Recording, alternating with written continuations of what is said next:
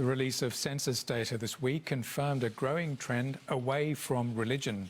The statistics suggest people who consider themselves non-religious could become the dominant group in coming years, overtaking Christianity.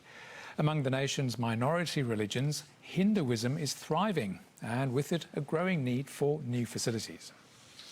On his very first day in Melbourne, Indian migrant Vinit Sharma sought out a Hindu temple. That gave me a peace of mind and relaxation as well.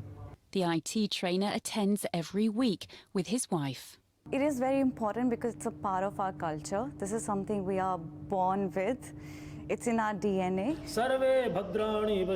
Hinduism is Australia's fastest growing religion. At the last census, more than 684,000 people identified as Hindu, a 55% increase over 5 years. The result due to the arrival of a greater number of migrants from India and Nepal. Christianity remains the most common religion in Australia, but for the first time, less than half of people identified as Christian. Abe Middleton was raised in an Anglican household and went to an Anglican school. In the census, he reported having no religion. It all came from childhood, with the pressure of religion being forced at school and through parents. The number of people reporting no religion continues its upward trend, raising the possibility that at the next census, non-believers could replace Christians as the biggest cohort. The Anglican Church is working to grow its congregations. We can't just sit on our laurels and say, oh, we're all fine.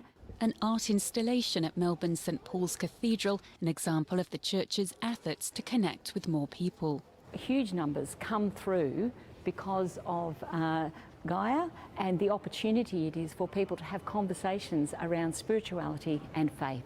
The census gives a fresh perspective of life in Australia and an overview of the changing beliefs of our population. It contains key information to help us plan for life in the future. At Melbourne's Sri Durga Temple, expansion works are underway for a further influx of worshippers. Culture centre where people can perform their weddings or any cultural events they meant to have. So we're trying to establish the infrastructure for the growth of Hinduism. Jai Mata Di. The community anticipates a need for Hindu schools and aged care. Very important for us, the look after the elderly people. So that's what we need to. That's why we need to that aged care centre. Planning for the changing face of our population. Philippa Carisbrook, SBS World News.